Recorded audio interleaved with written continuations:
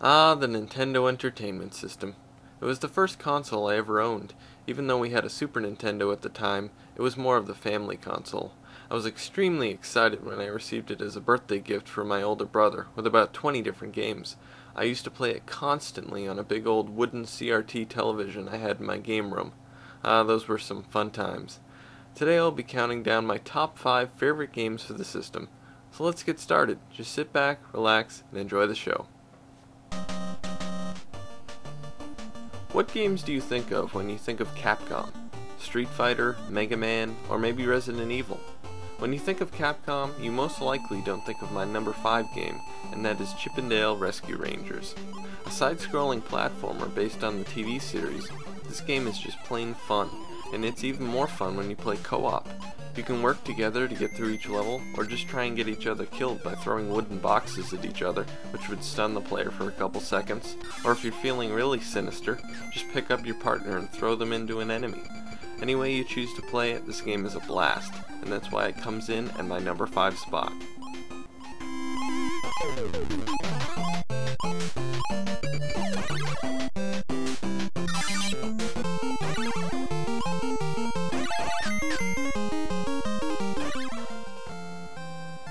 Leveling up, XP, HP, MP, fight, run, spell, item. These are terms you most commonly hear used in the video game genre known as the RPG. Many people will say this next game was the template for every role-playing game that followed it. That game is Dragon Warrior, also known as Dragon Quest in Japan. This game does nothing unique or innovative by today's standards, but it's still a very enjoyable game to play, and due to its simplicity, it's a great starting point for gamers that are new to the genre. I've played through the game several times myself, and I always have fun doing so. There isn't really a whole lot to say about the game. You play as the warrior, you kill the enemies, you gain experience, and eventually you defeat the Dragon Lord. Pretty standard stuff. As simplistic as it may be, it's a really fun game to play, and that's why it comes in at number 4.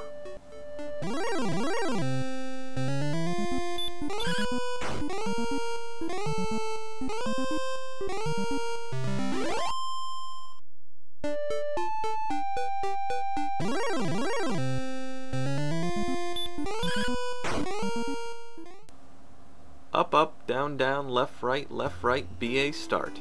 If you recognize that series of button presses, then you'll most likely know what this next game is. That's right, it's Contra, a fast-paced run-and-gun shooter developed by Konami.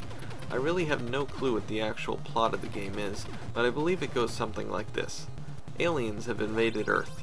Kill them. Yep, that's about it. You have the ability to kill those aliens in a variety of ways with the various weapons scattered throughout each level. My favorite, and I'm sure most of you would agree with me, is the spread shot, which shoots a barrage of bullets in whatever direction you point it in. This is extremely handy as there will be enemies coming from every direction. Contra isn't the hardest game on the NES, but is far from a walk in the park. You'll need a lot of practice, and I mean a lot of practice to get through this game without using the cheat code which I mentioned earlier. That code will give you 30 lives versus the 3 that you get by default. You'll get 30 lives apiece if you play with a friend in co-op mode. To sum up, killing aliens is fun, and that's why Contra gets my number 3 spot.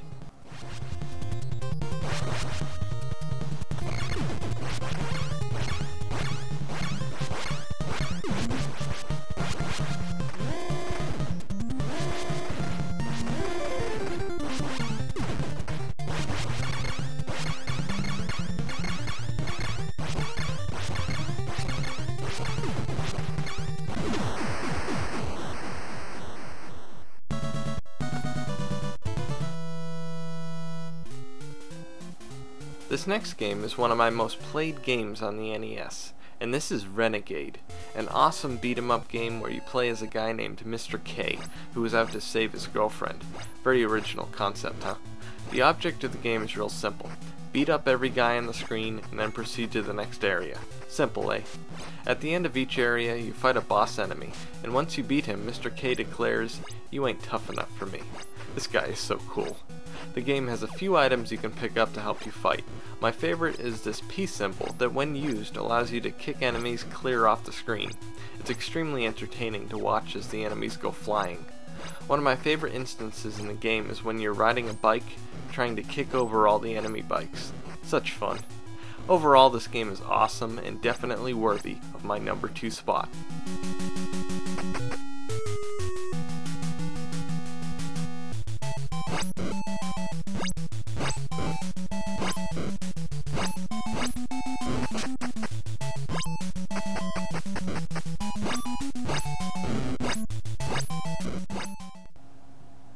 And now, on to my number 1 pick. A game that can be truly aggravating at times, but still manages to be so much fun. And that game is Ninja Gaiden. I remember leaving my NES on for days just trying to beat this game. It can be extremely frustrating at times, but oh so satisfying to finally beat a level. Ninja Gaiden is all about fast-paced, constant action. Enemies are always coming at you from every direction.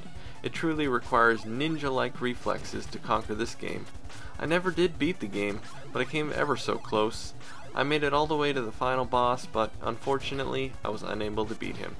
Regardless of this, I thoroughly enjoyed playing through this game, and that's why it comes in at my number 1 spot.